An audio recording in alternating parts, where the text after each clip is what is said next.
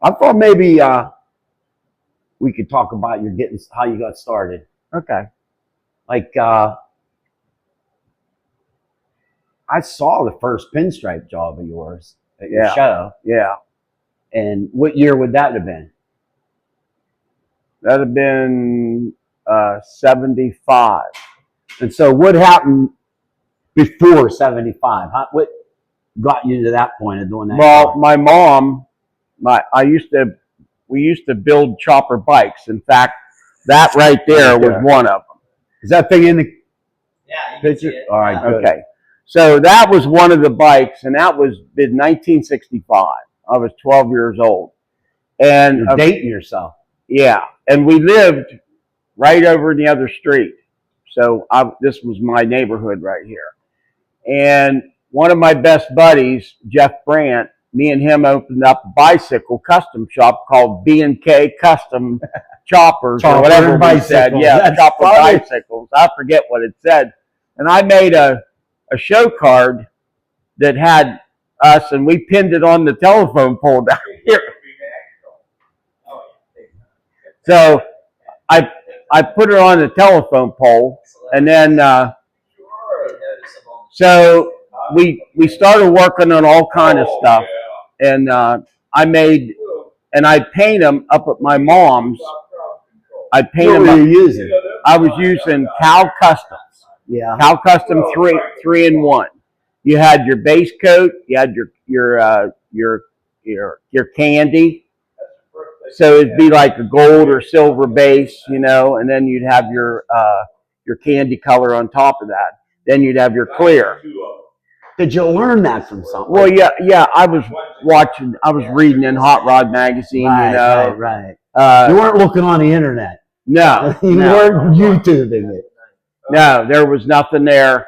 And so what I did was my dad used to get me Hot Rod magazines and bring them home so I could read them because he knew I loved them. So I'd see like Eddie Roth in there. He had T-shirts for 99 cents plus 50 cents postage. Yeah, you know, $1.50. Well, that was a lot of money for us kids, you know, $1.50 to get a T-shirt. But I should have got one, but you know, you'd still have it. Yeah, I still have it. So, anyways, but I used to pin the frames of the bicycles on my mom's clothesline. And that's how I sprayed them. I kept them off the grass. But what happened was the sheets, it would get overspray on her sheets for the house. And she was always yelling at me about it. So I said, I got to have another place to paint them. So we went around the back of the garage and we set up a little outside paint booth, you know. Yeah. Shanty, like a shanty. Yeah. And then pinstriping was Tester's model paint. And that's still on that bike. There's some traces of it. And I just had like I don't even know what it was. It was just a touch-up brush. Like a Kmart yeah, it was just something cheap. And I'd go around it. But that's what started it. And then as I was growing older. How old did you say you were then? I was 12. 12 on the 12. bicycles. And then I was doodling on all kind of little junk back then, you know. And we built models. Everybody our age built models. Yeah. We glue them and crash them and burn them, and then we customize them. Some were really cool looking, some. And then we were always playing with Matchbox. You know, we always had Matchbox toys, and we'd always find I love gas station stuff. That was something to model after. Oh, everybody. Yeah, that was a big deal back then. But after that happened, then I drifted into the bike scene. My first bike was a 200 Benelli. Yeah. And I took the tank and painted it purple candy, spray bombed it, and I put ape hangers on it. And I got one of the guys that had that big ugly oval. Oh yeah, they were ugly bikes. It was a 1966. I still have the owner's card from it. It was in my mom's. He's got everything. He's got all his old stuff. Yeah. He's got his first bicycle. Yeah. So what I did was I welded I had a guy weld me on a scavenger pipe, and it went up in the air like California choppers, you know, it was way up in the air. So I stuffed it full of steel wool. So to keep it quiet, Well, here I was uptown one day, and I come through town. I was 16 then. And I was riding it, and the cop pulled me over. Oh, he has looked And he was sure. looking. He says, "What in the heck is this thing?" And I said, "It's a California motorcycle." And he goes, "Oh my gosh." He goes, "What for baffles in that?" And I says, "It's got a baffle in there."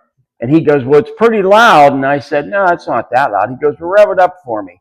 So I started up, and he said, "No, I mean rev it up." Well, here, these sparks came out of the pipe, and they were floating on fire. They were floating out. You know, there was danger to Somerset. And then big flashlights he had. He's looking down, and he goes, "Your bike's on fire." I said, "No, it's just a steel wool." He goes, "Get that thing off the road."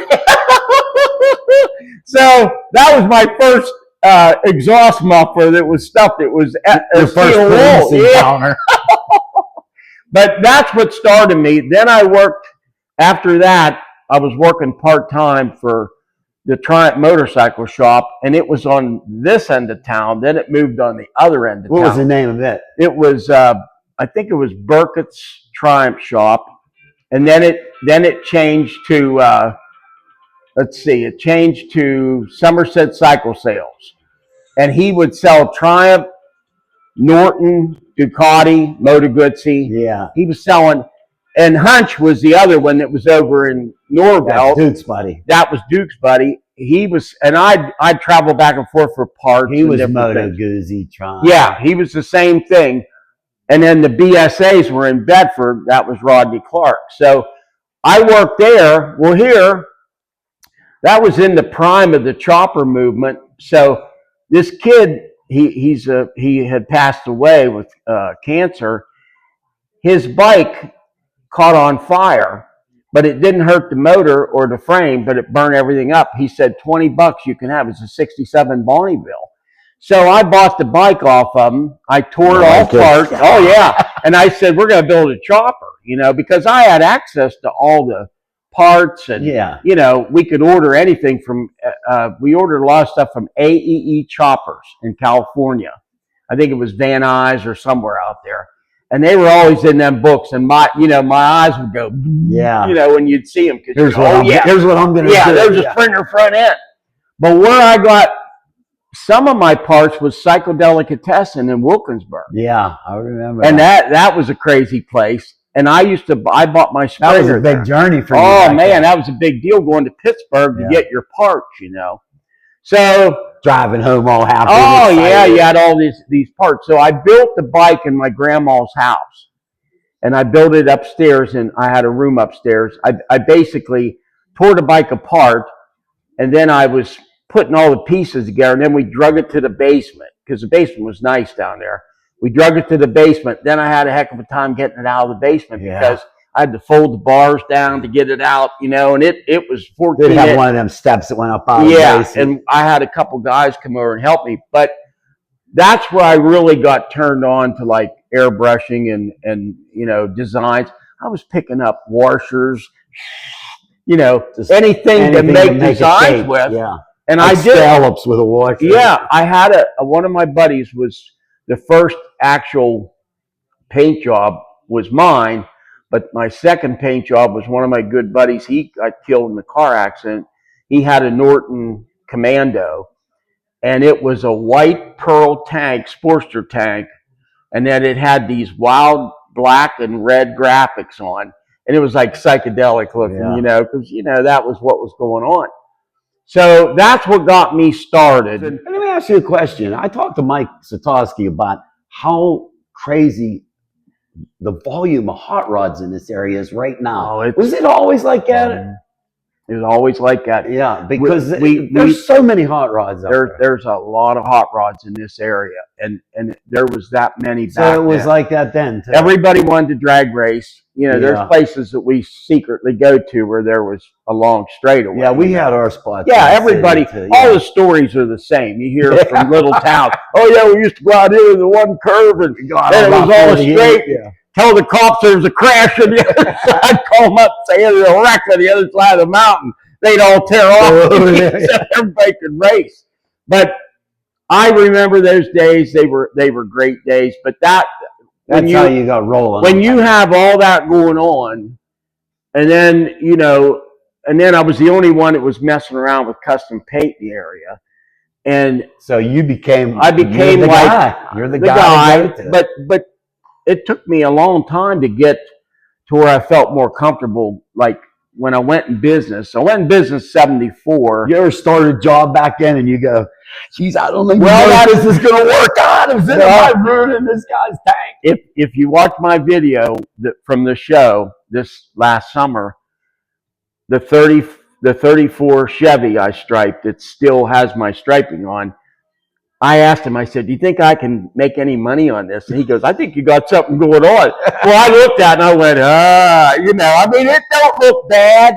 But it's not what you do now. What I do now. No, and that's just from trial and error. And we're going to snap some pictures of this floor you're working on. Yeah. Did you say it's out of a Peterbilt? Yeah, it's out of a show Pete. I've had you pinstripe a prosthetic leg. I've seen you do shoes, and now a floor of a. I mean, tell me some other weird stuff. Oh man, I'm telling you, I had some crazy stuff come in here, just odd stuff. We had what did we have that was really crazy? We had a donkey, a cement donkey that was in a yard, and it was a good buddy of mine. It was all beat to heck. The legs were the legs fell out. The concrete was falling out of the legs. They made them out of concrete. Yeah. And the rebar was showing. Well, I took Marglass and stuffed his legs full and massaged him. And I'll tell you what, when we were done with that thing, I would have minded having it. But a donkey. It's a donkey. I mean, with baskets on the side. It's just a ceramic donkey. But I painted. Yeah, I painted. You can't even imagine some of the goofy stuff that came in this door through the years, through my other shops, that people would drag in because they found out that I would paint on something. Right. And then when I went to the shows, the national shows for charity, then you had anything you could paint on. They drag anything in there. So you could pick on a table. I remember the table you did for Cars for Kids. Yeah. I think you black lacquered it. Yeah. Tables and coffee tables. And, art just isn't, it is hot. I'm a hot rod motorcycle guy, chopper. I'm all that. But there's also another avenue that you can take to do like furniture. And you can make them. I've seen some gorgeous pieces at the shows. People drag in. You never know what. I like when you do the sign plugs. The slugs, or what do you call them? Slabs. Just a straight piece of square. Yeah, the panels. Yeah. Yeah, panels. Yeah, panel art. That's what they call it, panel art. Yeah, I mean that is.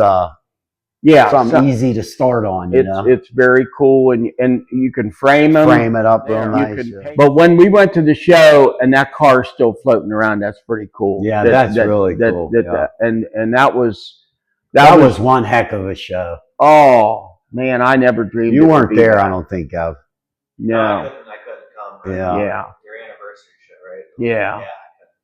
I mean, everybody was, every kind of car. How about that row of gassers? Oh. Did anybody count how many gassers were there? I don't know. That video has a lot of them on There's it. There's a lot. But there was stuff scattered everywhere. Yeah. But those guys, when they came up from West Virginia. You had a glaze over your eyes. Huh? That day of that show. I did. A glaze. I did because it was too much. Well, I looked at some of the cars that I didn't even see there. I couldn't believe some of the cars that were there. That you didn't know. Well, I didn't even know about because I was drug all over the place. Then that guy did the video and he was making me, he said, pick out like special cars that have some meaning to them. And it was the dragster, Tommy, Adam Powell's dragster, the Dutch Blitz. I did the Moralville Missile, the Falcon 62. I did the Willie's Gasser. He won at Cleveland at the Red Carpet Show. He's from Crescenttown, Maryland. The Flying Willies. Yeah. And that was Eddie. But all the Shepherds, they're my heroes, man. Those guys come up from West Virginia. That's the cream of the crop down that way. Yeah. You don't get any better than them guys. And Bill Shepard, he is like a legend down there. You told me before about Bill and now his boy. I mean, it's it's unbelievable what those guys, the knowledge those guys sucked in. Who do you think? Who do you respect as a pinstriper, sign painter, pinstriper these days? Anybody stick out for you? Yeah, Alan Johnson. Yeah. Where's he from? He's from Jersey. Yeah. Alan Johnson is really, really up there. And there's a couple that I really admire.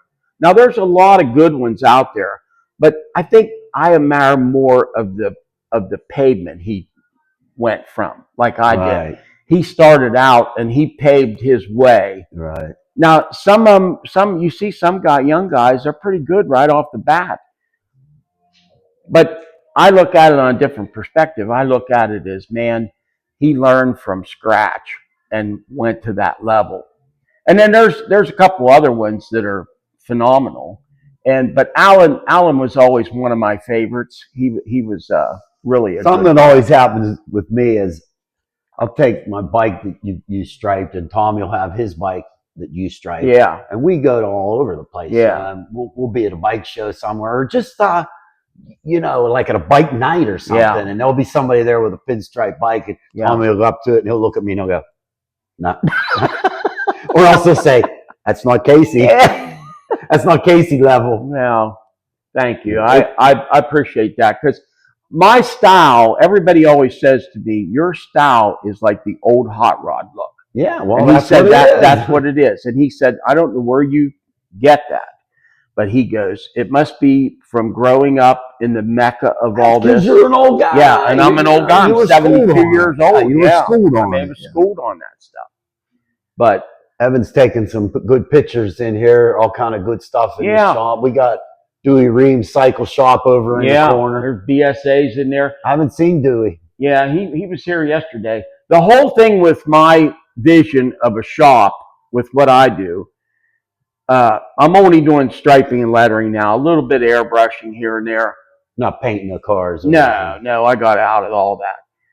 The biggest thing I think is the atmosphere when a guy brings his hot rod in here and it's in the mecca of all this stuff. Right. It brings back a lot of memory. Yeah. And then he knows you get it. He knows you get it. Yeah. And he thinks, I'm just not bringing my car into a dirty old shop. Right. Now, nothing against them, but I'm bringing mine in where it's surrounded by nostalgic items. That brings a vibe to the vibes here. Yeah. When you walk in, it's here. And I mean, I'm just a plain old hillbilly guy, When I was having some coffee with Mike Satosky, he says, it's a little rural up here. I go, really? Yeah, a little bit. Yeah, but the amount of hot rods in this hillbilly town. Oh my God, they're everywhere. I mean, muscle cars, hot rods, a lot of bikes around here too. They're everywhere. But you hear them go by all summer long. You'll see like 10, 12 Harleys go by. You can tell they're coming. You can hear them. Yeah. Well, everybody that lives down my way, if you say you want to go ride, that's where we go. Yeah. Right up here. Yeah. You come right up in the mountain here and ride, because it's beautiful up here in the summer. But yeah. So, and I love guitars. I've played in the band when I was young. You painted a lot of guitars. Played the drums. Yeah, painted a lot of guitars. I just did a couple for my cousin's band. I did one to give away. Satosky, I did his guitar just lately. Now, I've done lots of them through the years. What do you think about those kids building the trikes up in That's Berlin? really cool. That is really cool stuff. They really look good. See, my stepsister came from the 8-home.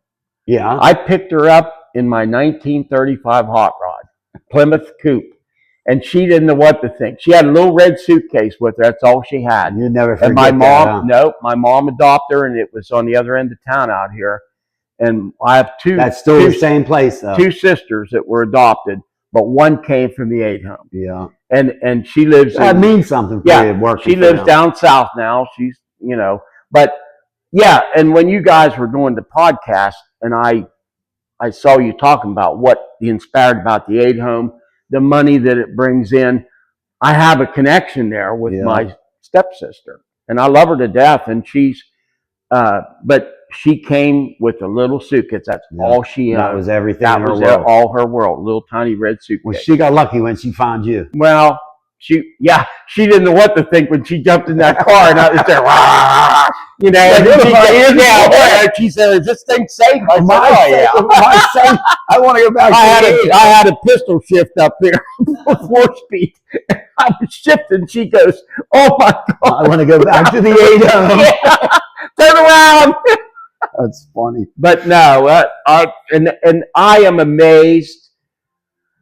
I'm very blessed and very honored that my stuff brings that kind of money. It's unbelievable. And yeah, if you know what he's talking about at the auction up there at the Cars for Kids, he paints one of these signs, and I go, "Oh, first year, I go, I think I'm gonna buy one of them." Yeah. Like this, I'm out, dude. Come on. I mean, those guys go nuts. Now, the biggest one I had was Barry Jurley bought the race car, the little pedal car. Yeah. $15,000 he paid for it.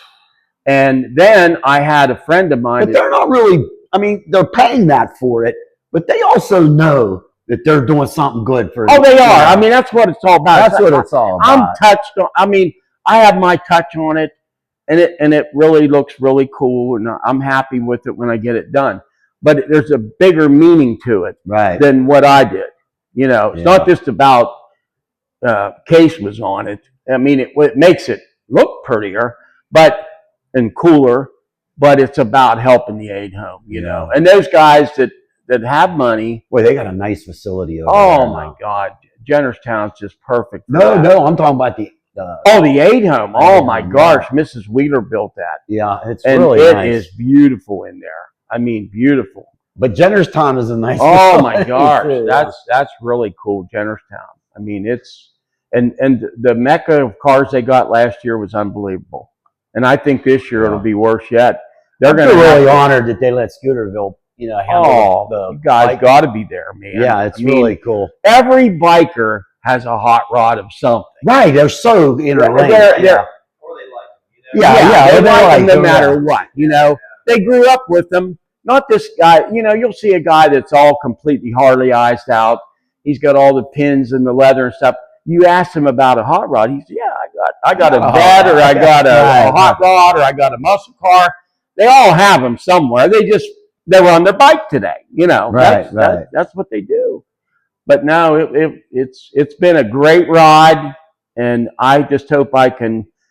My other mentor, Charlie Murray from Grantsville, was my big mentor in custom. Yeah, he was my guru. Now, Alan Johnson was my favorite striper, but Murray was my favorite painter. And I mean, now he's got to be in his 80s, you know, and he's still kicking. I mean, he's still doing stuff. Yeah. I'm sure he's not as